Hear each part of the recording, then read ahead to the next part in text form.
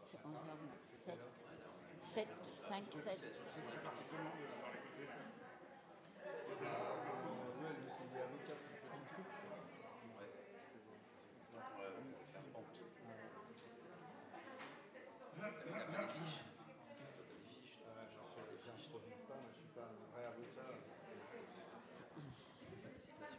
Je pense qu'on va pouvoir lancer la musique s'il nous voit. Il ne nous voit pas. Non. Là, ça y est. Ah, il va lancer.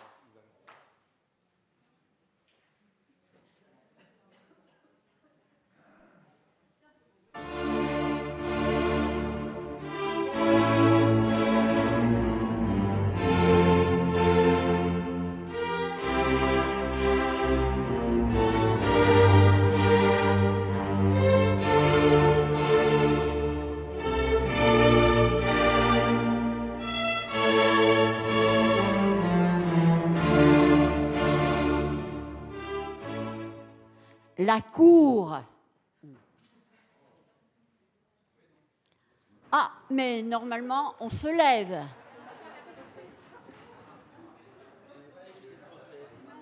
D'accord, merci.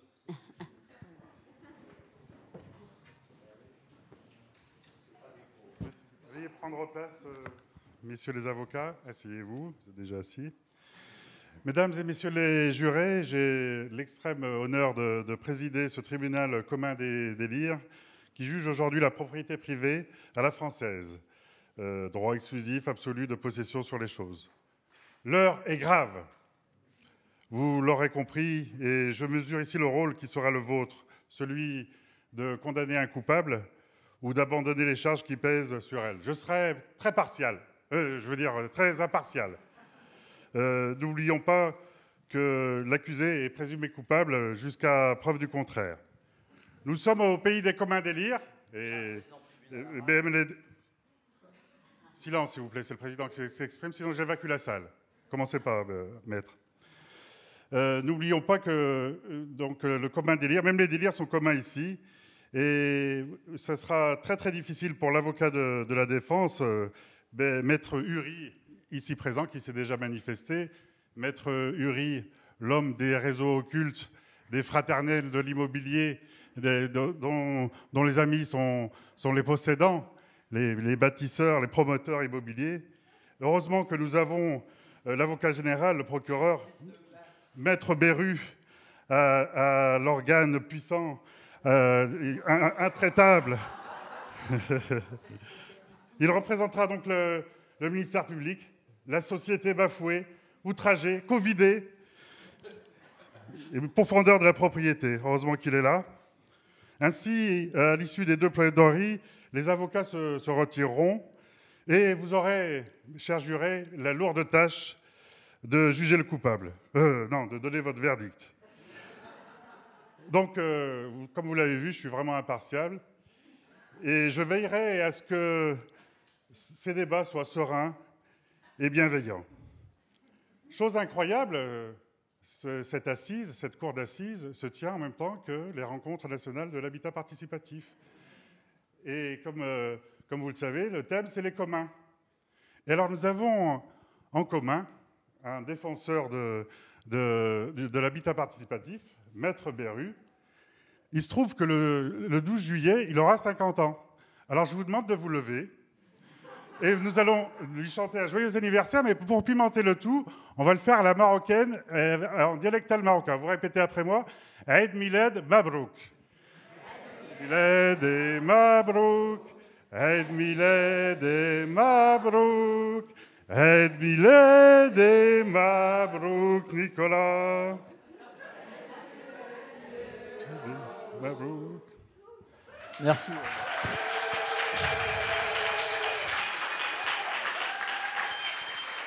Silence ou je fais évacuer la salle. Respectons cette instance. Je suis contraint malheureusement de donner la parole à l'accusation. Ah, pardon, au procureur général, pardon. Je suis désolé.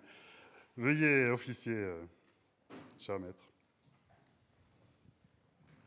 Prends ta cloche. Je prends mon petit texte aussi. Parce que... Vous pouvez dormir, ça va être chiant. Non, il y a juste 10 pages. Cher jury, nous sommes en 1910. Monsieur Clément Bayard a une passion, la pratique du ballon dirigeable.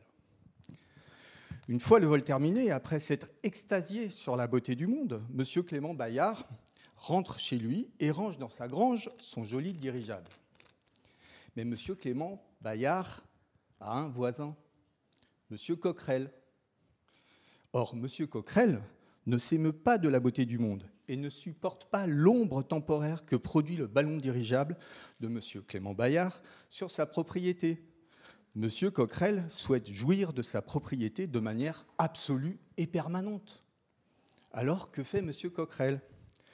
Monsieur Coquerel érige de jolis pieux sur son terrain, des pieux bien grands, bien pointus. Il peut le faire puisqu'il est propriétaire de son terrain. Et ce qui devait arriver, arriva. Le pauvre monsieur Clément Bayard, après avoir revu la beauté du monde, empala malheureusement son joli ballon sur les pieux du terrain de son voisin, monsieur Coquerel. Il n'est pas content du tout, monsieur Clément Bayard. Mais il croit en la justice de son pays. Et la justice lui donne raison, et ce, malgré la guerre. C'est le fameux monsieur Maîtrerie, vous le connaissez, arrêt Clément Bayard, du 3 août 2015, qui invoque l'intention amorale de monsieur Coquerel. Je cite les juges suprêmes. S'il est vrai que monsieur Coquerel exerce son droit de propriété, il commet, selon les juges, un abus de ce droit. Monsieur le Président, Maître Uri, Mesdames les jurés, l'heure est grave. Nous sommes en 2021. Il est temps de retrouver un peu d'humour dans ce monde de brutes où la propriété court toujours. La Révolution française l'a mise sur un piédestal et le néolibéralisme l'a suffisamment perverti pour en faire une croyance populaire à laquelle tout le monde souscrit, de M. Bernard Arnault jusqu'aux participants et participantes des RNHP, c'est vous dire. Et moi-même, je dois le confesser ici au tribunal, dans ce lieu, j'ai moi-même cédé aux sirènes de la petite propriété, poussé par mes aïeux addicts à la société de consommation et craintifs sur l'avenir. Mais c'est que je ne connaissais pas le concept des communs, et encore moins l'existence des coopératives d'habitants. Monsieur Chalandon ayant eu la bonne idée de les faire disparaître l'année de ma naissance. Ça tombe bien parce que du coup, c'est-à-dire en... Il y a 50 ans. Ouais, je sais, je ne les fais pas, c'était en 1971. Il est grand temps aujourd'hui d'en finir avec cette idée inique de la propriété vue comme un droit naturel et sacralisée par la Déclaration universelle des droits de l'homme et du citoyen et son troublant article 2, que je cite. Le but de toute association politique est la conservation des droits naturels et imprescriptibles de l'homme. Ces droits sont la liberté, la propriété, la sûreté et la résistance à l'oppression. Il est vrai que les femmes, à l'époque, n'existaient pas. On les a inventées récemment, mais je m'égare. C'est bien le modèle très français de la propriété que nous accusons. Celle qui conçoit la propriété comme un contrôle absolu sur les choses que le propriétaire possède. Il nous faut aujourd'hui la remettre en question, le fameux usus abusus fructus. Et c'est ce que je vais vous démontrer, grâce, ne soyons pas modestes, à une plaidoirie brillante et un brin surréaliste. Je vais vous démontrer en effet que la propriété nuit à l'intérêt général d'une part et à l'utilité sociale d'autre part. Ne dit-on pas charbonnier est maître chez lui? Maître de quoi, au fait? Autrement dit, peut-on affirmer que l'obligation morale de respecter la propriété d'autrui soit maintenue, quels que soient ses effets en termes de domination, d'oppression sociale et d'inégalité? C'est ainsi que le philosophe Pierre Crétois introduit son ouvrage de référence que tout le monde connaît ici, sauf peut-être l'avocat de la défense. Pierre Crétois. Maître Uri, c'est moi qui donne la parole. La part commune. Je suspends la séance. Critique de la propriété privée. À lire absolument quand on participe au RNHP. Mais là, je m'égare parce qu'en plus, il n'est pas dans la bibliothèque, donc c'est dommage. Peut-on tout faire en effet comme M. Coquerel ou M. Kanzou? Maître Uri, vous ne connaissez certainement pas M. Kanzou? Pas plus que M. Crétois. Monsieur Kanzou, c'est celui qui vient réclamer ses terres et oblige le malheureux Guignol à partir à la cloche de bois. Pour les jurés présents qui n'auraient pas eu l'immense chance d'habiter à Lyon, je précise que monsieur Kanzou est un méchant propriétaire, nous dirons un marchand de sommeil aujourd'hui, qui s'en prend à Guignol, homme de peu de bien, mais de plein de bon sens, que nous appellerions aujourd'hui un locataire. Heureusement que les juges ont tout de même un peu tempéré les velléités des propriétaires. Quelques rappels à mon confrère avocat de la défense, la trêve hivernale, qui essaye d'infléchir le droit de propriété et empêche toute expulsion pendant l'hiver, la loi Allure, qui crée les OFS et les BRS, et bien sûr la loi de 89, d'ordre public, qui rappelle aux propriétaires qu'on ne fait pas tout à fait ce qu'on veut, même si on est propriétaire. N'en déplaise aux descendants de M. Coquerel, qui ont hérité de sa propriété. Et parlons donc de l'héritage. Comme le dit Thomas Piketty, l'héritage de la propriété est le plus inégalitaire des mécanismes sociaux. Thomas Piketty, vous connaissez ? Oui, il est un peu moins connoté communiste que Marx, un peu moins barbu et aussi un peu plus médiatique, je vous le recommande. Et je vous le confirme, la propriété individuelle en France crée des inégalités. Et qu'on ne me parle pas de mérite. Les enfants de Bernard Arnault ou de M. Coquerel n'ont aucun mérite dans l'héritage que vont leur transmettre leurs parents. Aucun. Et quand l'arrière-arrière-petit-fils de M. Coquerel, et non sa petite-fille, car le capital est genré, fait une plus-value en revendant son bien, plus-value non imposable, bien évidemment, est-ce lui qui est à l'origine de cette plus-value ? En quoi un propriétaire qui achète un appartement à la Croix-Rousse à Lyon peut-il considérer que c'est grâce à lui et à lui seul que le prix de son appart a plus que doublé en 10 ans ? Ceci nous amène à l'inflation immobilière, fléau de nos villes modernes. Puisque les enfants de M. Coquerel font ce qu'ils veulent, ils peuvent geler leurs biens, le laisser vacant et espérer que les prix montent. C'est la spirale inflationniste du marché immobilier et son mirage. Tout le monde espère acheter pour revendre plus cher. C'est ce qu'on appelle, pour votre culture générale, Monsieur le Président, la pléonexie, P-L-E-O-N-E-X-I-E, ou, toujours pour votre culture générale, l'hubris, H-U-B-R-I-S. En réalité, personne n'y gagne vraiment, sauf peut-être les banques, l'arrière-arrière-petit-fils de M. Coquerel et l'avocat ici présent sûrement. Mais à quel prix, messieurs, dames ? Combien de copropriétés dégradées en France ? Combien de personnes sans logement en France ? Faut-il le rappeler à la défense ? Ici, à Lyon, au sein de cette université ? Faut-il que je convoque la mémoire de l'abbé Pierre ?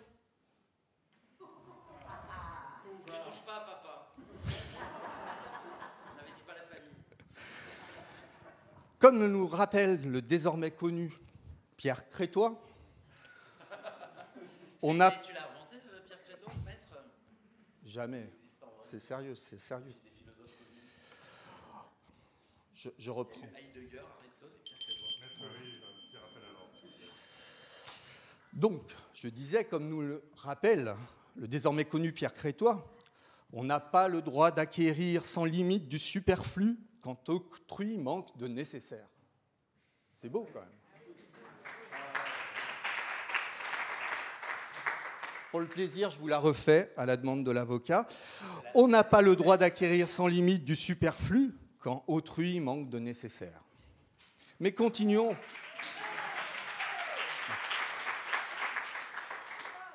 Mais continuons avec la morale propriétaire.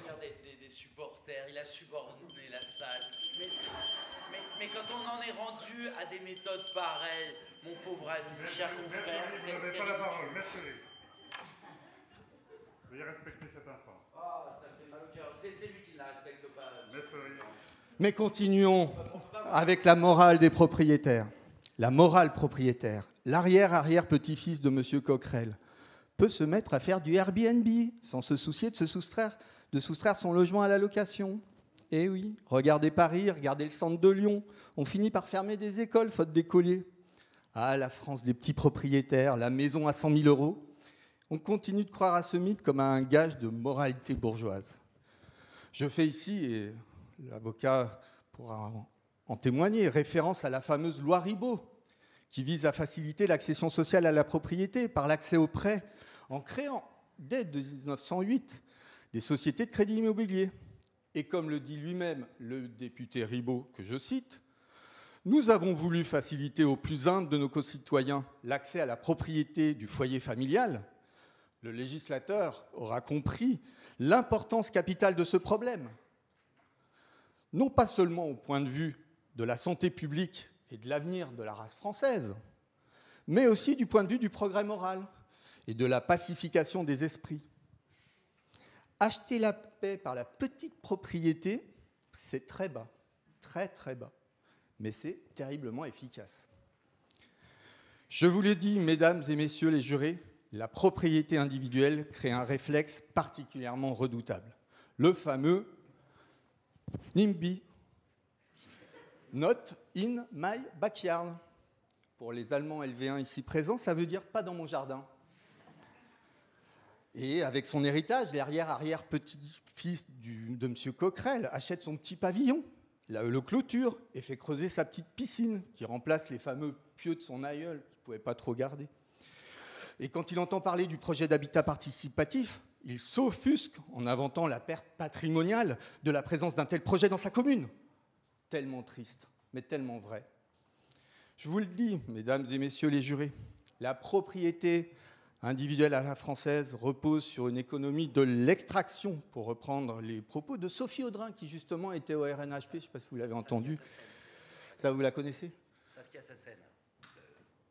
Oui, ça aussi, mais je garde pour toi. Oui, c'est vrai. Excusez-moi. Il s'agit toujours de maximiser son intérêt personnel. Mon but sera toujours de vendre au plus offrant, d'empocher une plus-value non imposable de surcroît, en excluant le fait de plus en plus de personnes. C'est le phénomène bien connu de la gentrification. Terriblement affligeant, mais terriblement efficace. Mesdames et messieurs les jurés, en vérité, je vous le dis, il est temps de réintroduire du commun dans la propriété individuelle. Je me dois de citer à nouveau Pierre Crétois. Les règles de propriété ne peuvent donc se résumer à ce que la propriété privée en a fait, toute chose étant en réalité copossédée. Les règles de propriété visent simplement à organiser les rapports de copossession pour assurer la réalisation de certaines valeurs, type coopérative d'habitants. Et idéalement, accroître l'autonomie et les possibilités de tous d'accéder à une vie pleinement accomplie. Il est temps de dire à M. Coquerel et à l'avocat de la défense, Maître Uri, que la propriété individuelle n'a rien d'absolu. Il est temps de dire à la descendance de M. Coquerel qu'il est temps de transmettre autre chose à ses enfants que la propriété. Il faut revenir à une logique de commun. Il nous faut réinventer un droit d'accès et d'usage de la chose sans pour autant devoir la posséder. Il y a toujours du commun dans le propre. Comme le dit fort à propos M. Crétois. Voilà une maxime pour vous, Maître Uri. Il y a toujours du commun dans le propre. Dans les salles aussi. Mesdames et messieurs les jurés, pour ces raisons, je demande une condamnation de la propriété individuelle, coupable d'hubris et de pléonexie. Je vous demande une grande sévérité à la hauteur du préjudice sociétal qu'elle a provoqué. Et je vous propose de prononcer pour ma part son démembrement par écartèlement d'une part, et de la condamner à une peine d'intérêt général d'autre part, peine qui consistera à demander au pouvoir public de créer les conditions pour que les coopératives d'habitants renaissent enfin en France. Merci.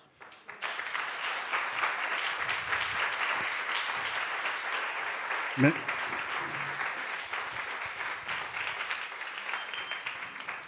Nous ne sommes pas au spectacle, s'il vous plaît, un peu de retenue. Merci, maître. Je vous l'avais dit, un organe puissant et implacable. Et maintenant, j'ai réellement la tristesse de vous annoncer que je donne la parole à la défense. Merci, Monsieur le Président. Messieurs, Mesdames, les membres du jury, je suis désolé de cet exposé qui vous a été livré par mon confrère Maître Casimir, adepte du Gloubi-Boulga, du coup, qui vous a cité Monsieur Crétois, mais j'aurais pensé que vos propos faisaient plutôt référence à Paul Lafargue, éloge de la paresse, en l'occurrence la paresse intellectuelle. Parce qu'effectivement, c'est pas si long. Il y a un article de la Constitution sur le droit de propriété, un article de la Convention européenne de sauvegarde des droits de l'homme, l'article 1 du protocole additionnel numéro 1, parce qu'il a fallu attendre un protocole additionnel à la Convention européenne de sauvegarde des droits de l'homme pour reconnaître le droit de propriété. C'est dire que... Vous allez être pénible, hein. Non, mais vous allez comprendre. Et donc cet article, vous avez expliqué que c'était donc la jouissance absolue d'une chose, donc le droit de propriété à la française. Le Code civil, qui est-ce qu'il a fait ? Napoléon. Vous étiez déjà là ? Ça, c'est pour me les mettre dans la poche. Non, mais Napoléon, vous croyez que quand il devait faire cantiner ses armées, il s'embarrassait du droit de propriété pour les faire dormir chez l'habitant ? Évidemment que non. Et donc le Code civil, qu'est-ce qu'il nous dit ? Il nous dit le droit de propriété, c'est le droit de jouir d'une chose de manière la plus absolue, virgule, maître, dans le respect des lois et règlements en vigueur. Et c'est ce qui permet au Conseil d'État de définir la propriété comme un droit artichaut, c'est-à-dire qu'on n'arrête pas d'empiéter dessus, mais garde toujours sa forme. Et le droit de propriété, évidemment, vous le savez, Monsieur Beru qui vit à la Croix-Rousse comme les riches de sa classe, c'est bien d'être de gauche et de lutter contre le NIMBY à la Croix-Rousse, hein, ça coûte pas cher, hein. Ils risquent pas d'arriver, les sauvageons là-bas. C'est bas. Alors, Monsieur Beru, si vous essayez de mettre un Velux sur votre toit patrimoine mondial de l'UNESCO, c'est pas possible. Si vous essayez de mettre des volets en métal à la Croix-Rousse, ce n'est pas possible parce que c'est patrimoine mondial, il vous faut des jalousies à la lyonnaise. Vous ne pouvez rien faire tout en étant propriétaire. Votre droit de location est encadré, vous ne pouvez pas louer un bien insalubre, votre droit de faire évoluer les loyers est encadré, votre droit d'expulser un locataire est encadré, votre héritage est fiscalisé, n'en déplaise à la partie civile. Donc la propriété est un droit qui ne cesse d'être encadré. Donc de fait, la question n'est pas de savoir si l'encadrement du droit de propriété pourrait nous apporter quelque chose, puisqu'elle est déjà très encadrée, ce qui n'empêche pas tous les problèmes qu'on peut reconnaître, soulevés par M. Beru, avec juste une toute petite erreur d'analyse, parce que c'est sexy, parce que c'est fun, et parce que c'est de gauche. C'est Sandrine Runel qui dit « je suis de gauche ». Et pour les non-lyonnais, c'est des socialistes. C'est intéressant, les socialistes, c'est des vestiges du XXe siècle. Et c'est un truc archéologique. Et alors, pour les gens de gauche, bien sûr, la propriété, c'est sale. Mais c'est si paresseux comme réflexion. Évidemment qu'il y a des effets de la spéculation. On ne peut pas mélanger toutes les notions. Il y a des effets à l'accumulation primitive du capital, à la concentration des richesses. L'accumulation primitive du capital, c'est pour les plus anciens des coopérateurs, c'est des concepts marxistes. C'était encore avant les socialistes. Et du coup, vous mélangez toutes les notions. Et on ne peut pas progresser si on mélange toutes les notions. Parce qu'il y a toujours du commun dans le propre. Bien sûr, Maître Beru, vous qui partagez vos épouses avec le moindre quidam, vous trouvez qu'il y a du commun dans le propre. Vous qui laissez vos enfants se faire élever par n'importe quel adulte au nom de la communauté éducative... Un instant, Maître Uri, un instant. Objection, mais vous croyez aux États-Unis, là? On n'est pas dans New York police judiciaire. Voilà, je sais que vous aimez les séries, vous aimez le rappeur Ice-T. Enfin bon, quand même, il n'y a pas d'objection, Maître Beru. Ice-T pêche. Allez-y, Maître Beru. Du coup, j'en étais, oui, vous mélangez toutes les notions. Et à mon avis, il n'y a pas toujours du commun dans le propre, il y a des choses qui nous sont intimes. Alors ça fait bien de dire il y a toujours du commun dans le propre parce que ça claque, mais les phrases qui sonnent, parfois, elles nous évitent de réfléchir. Donc il faut se méfier un tout petit peu des punchlines. Évidemment qu'il y a des choses qui nous sont communes et des choses qui nous sont propres. Et c'est ça que vient reconnaître la propriété. Le droit international, il n'est pas écrit en français, il est écrit en anglais. Et en anglais, il y a deux notions pour ce qu'on appelle propriété, n'est-ce pas, Pete? Isn't it, Pete? Et il y a property et ownership. Et property, ça renvoie à la philosophie de John Locke. Ce qui nous est propre ma vie, ma liberté, mes biens. Et en fait, ce qui nous est propre, évidemment, comme on le dit, en matière de meubles, propriété, vos titres, évidemment que des choses, on les investit de sens, et les investir de sens, c'est les faire siennes. Et dans un monde où il n'y aurait pas de propriété, où il n'y aurait pas de propre, c'est un monde qui n'aurait pas de sens, parce que c'est un monde où on ne pourrait pas faire siennes les choses. Donc évidemment qu'il y a du propre, évidemment qu'il y a du commun, et évidemment que dans ce commun, il y a même du collectif indéterminé et du collectif déterminé. Il y a des choses qui sont à notre famille, il y a des choses qui sont à nos amis, il y a des choses qui sont à plusieurs, et puis il y a des choses qui sont à tout le monde, et c'est pas tout à fait la même chose. Donc l'enjeu, Maître Beru, c'est pas de dire pour ou contre la propriété comme un enfant de 4 ans. On peut dépasser un tout petit peu ce niveau-là, s'il vous plaît, respecter la cour. 50 ans, je vous prie. La vieillesse est un naufrage, Maître Beru. Et... Donc l'enjeu, c'est pas pour ou contre la propriété, c'est d'apprendre 2 choses, je crois. D'une part, comment on peut limiter les effets, ce que dit l'arrêt Coquerel, que vous avez abondamment mentionné en faisant le pitre, c'est qu'il y a un abus de propriété. Et vous connaissez cette locution latine « abusus non tolit usum », l'abus n'exclut pas l'usage. En français courant, il ne faut pas jeter le bébé avec l'eau du bain. Évidemment qu'il y a des points d'excès en toute chose, mais ce n'est pas parce qu'il y a un point d'excès à un endroit qu'il faut abandonner. Ce n'est pas parce que des fois on est amoureux de manière délirante qu'il faut renoncer à l'amour. La propriété, c'est un peu comme l'amour. Là,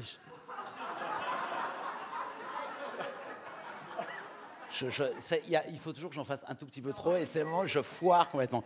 Donc, c'est enregistré. Je m'appelle Nicolas Beru. Et donc, non, revenons-en au propos. Pour en revenir à l'essentiel, parce que moi, je n'utilise pas de fiches pour m'y accrocher comme un dirigeable. Je crois qu'il y a donc 2 questions. C'est comment on évite les effets négatifs de la propriété, à savoir la spéculation et la concentration des richesses. Et d'autre part, comment on arrive à déterminer raisonnablement ce qui nous est propre, de ce qui nous est commun déterminé et commun indéterminé. Et il faut faire cet effort.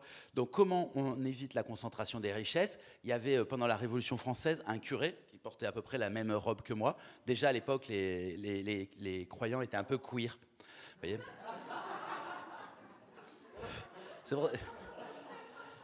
Et c'est ça qu'on ne sait pas dans le catholicisme, en fait. Mais ils partagent ça avec les salafistes, le côté queer. Et en fait, quand ils sont un peu homophobes... La politique, la religion, Maître Rie, revenez au propos. C'est de la haine de soi. Donc il y avait un curé qui s'appelait Jacques le Rouge, le bien nommé, qui avait proposé une loi sur le grain maximum. Vous savez ce qui a failli faire capoter le programme commun en 1981 ? C'est que les communistes voulaient plafonner les revenus de 1 à 4 et les socialistes disaient non, il faut faire de 1 à 7. Aujourd'hui, ça ferait plafonner les revenus du salariat à 8 000 €. Trouver une personne de gauche, même Mélenchon, il dit qu'il faut de 1 à 20 en pensant être délirant. Alors qu'à l'époque, quand il était jeune, il pensait que 1 à 7, c'était déjà être réformiste. Donc, on peut remettre sur la table une loi sur le grain maximum. Vous disiez... On ne peut pas accumuler sans limite le superflu quand d'autres manquent du nécessaire. On peut accumuler un petit peu de manière plafonnée. Soyons raisonnables. On n'est pas obligé d'abandonner l'idée d'avoir toute chose à soi au motif qu'il y aurait une asymptote. Vous vous souvenez, l'asymptote, la ligne droite là au-dessus de la courbe ? Parce que je sais qu'il y a des mathématiciens dans les coopératives, ça va ensemble. C'est un peu rationaliste. Et du coup, donc on pourrait avoir une loi sur le grain maximum, on pourrait avoir un nombre de propriétés maximum, on pourrait tout fiscaliser à 100% au-dessus d'un certain seuil et dire qu'on mutualise au-dessus d'un certain seuil de patrimoine. Donc on peut tout à fait, aujourd'hui, bien sûr, que le logement notamment est devenu l'outil de la distribution du bas vers le haut. Le loyer, c'est quand même le principal moyen par lequel les pauvres alimentent les riches. Hein. C'est quand même le principal moyen en France. Et évidemment qu'on peut revenir là-dessus, on peut plafonner les loyers, on peut fractionner la propriété, les offices fonciers solidaires, que nous avons eu la joie d'inventer ensemble, par exemple démembrer le sol du bâti. Vous voyez tout ce que c'est, les offices fonciers solidaires maintenant.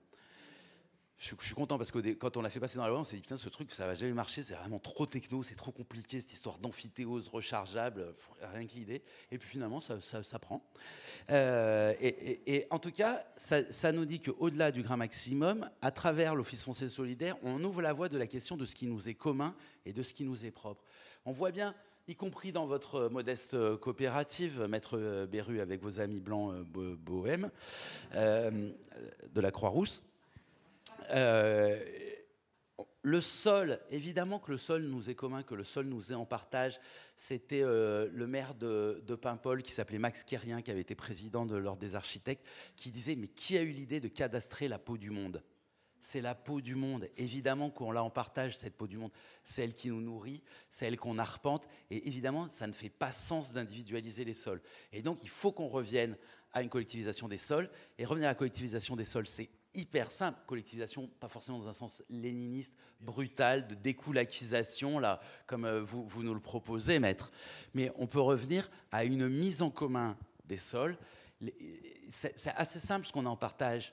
C'est l'eau, l'air, la terre, le feu, l'énergie. Voilà ce qu'on a en commun, les 4 éléments.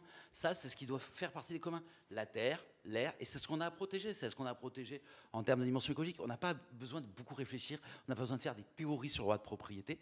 Mettons ça en commun, et le reste, ce qui est construit dessus, l'endroit où on fait notre intime, l'endroit où on fait notre cabane, comme dit Bachelard. Vous connaissez Bachelard, la poétique de l'habité, poétique de l'espace.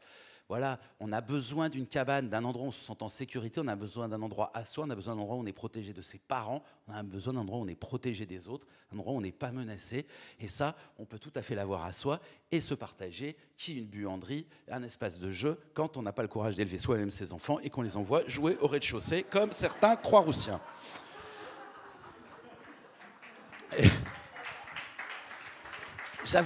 J'avoue que quand j'y vais, je suis un peu jaloux, moi qui ne sais pas comment faire avec des enfants qui sont soit dedans, soit dehors. Et lui, je le vois, son fils, il part. Concluez, Maître Uri, parce que là, on part en divulgation. Là. Donc voilà, je crois que tout simplement, on a besoin d'un espace à soi, on a besoin d'une cabane, on a besoin de la propriété, que la propriété est déjà encadrée. La question n'est pas aujourd'hui de savoir s'il faut abolir la propriété, s'il faut généraliser les communs. La question, c'est de plafonner les richesses et de déterminer ce qui nous est commun, de ce qui nous est individuel. Et je vous remercie de nous épargner vos résumés qui empêchent toute réflexion. Enfin.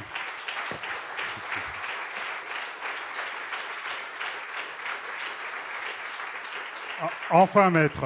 Brillant, mais du côté obscur. Hein. C'est quand même dommage. Je vais vous demander, mes chers maîtres, de bien vous retirer de la salle pour laisser le jury voter en pleine conscience. Alors, pour respecter les pratiques des rencontres, on vous a distribué des post-it. Et donc, le vert, ce sera pour coupable. Et vous êtes filmé, n'oubliez pas. Le vert pour coupable et l'orange pour non coupable.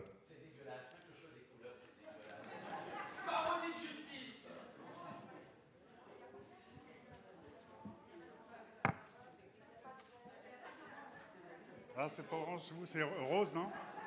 Je suis daltonien. C'est rose, bon, rose. Rose pour non coupable et vert pour coupable. Alors, juste avant de voter, et puis je voudrais vous faire un petit intermède musical en hommage à Desproges, et Régaud et Villers. Je vais vous chanter après, c'est pour nous reposer les oreilles après les propos de Maître Uri. Je vais vous faire la petite chanson. Alors, excusez le ton. Nous sommes le tribunal dont on parle dans le journal, qui juge et qui condamne, les messieurs comme les dames. Avec nous, pas d'innocents, tout le monde, il est coupable. Nous en faisons le serment, avant que vous ne passiez à table. Pas question de mentir, pas moyen de s'en sortir. Il n'y a vraiment rien de pire que le commun des délires. Voilà, c'était un petit hommage à Monsieur Desproges. Si vous voulez bien procéder au vote, mon cher jury, à main levée.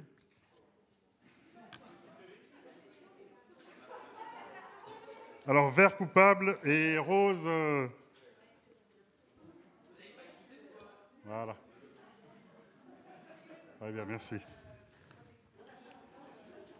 Donc, veuillez revenir, mes chers maîtres. Le tribunal, en toute impartialité et surréalisme, va donner sa sentence. Venez, maître Uri, ne vous cachez pas, revenez.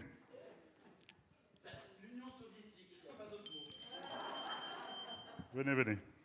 Rapprochez, n'ayez pas peur.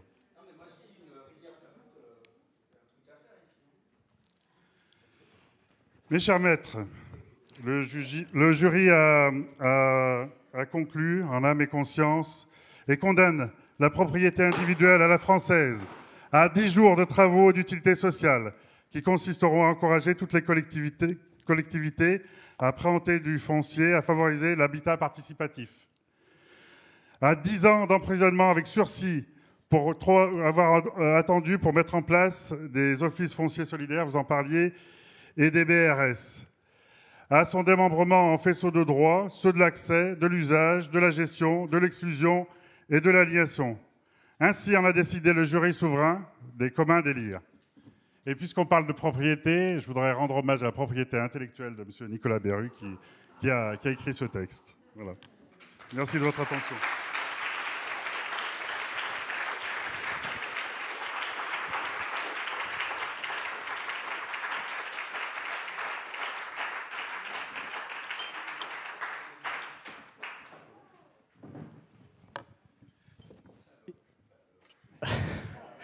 Bon, ben voilà. Alors, comme il nous reste un peu de temps, je ne sais pas si vous avez envie de...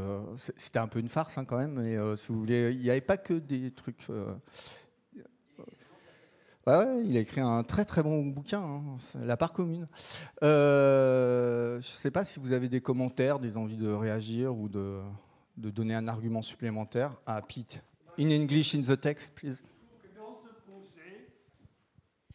Excusez-moi, je trouve que dans ce procès, le juré aurait pu avoir le droit de délibérer entre eux pour effectivement établir son verdict. Mais enfin bon. On va faire le procès de la participation. Ouais.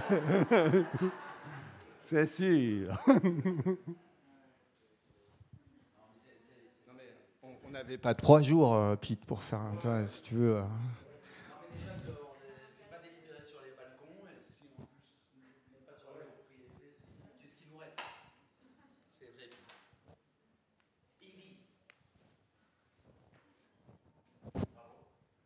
Eh ben, bonne poursuite. On se retrouve au CCO ce soir, ça va être terrible.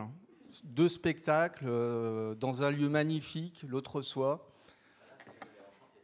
Ouais, là, vraiment, il faut que vous y alliez. Et puis, demain, pour ceux qui veulent voir un quartier qui se gentrifie, rendez-vous pour la visite de la Croix-Rousse.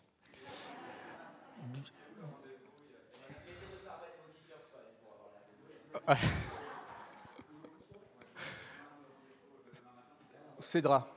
Mais j'ai renvoyé un mail à ceux qui sont inscrits. Voilà. Et les autres, ils me payent. Ah, alors c'est au Cédra. Donc le Cédra, c'est un lieu anarchiste à la Croix-Rousse. Et qui se trouve 27 montée Saint-Sébastien. Voilà. À côté. Voilà. Oui, c'est place Croix-Paquet. Voilà, donc il faut descendre à métro Hôtel de Ville. Si vous êtes vraiment feignant, vous allez vous prenez la ligne B, vous descendez arrêt Croix-Paquet et vous y êtes. Et après, il faudra prendre des chaussures parce qu'on va marcher un peu. Ça monte. Ça s'appelle les pentes de la Croix-Rousse, quoi.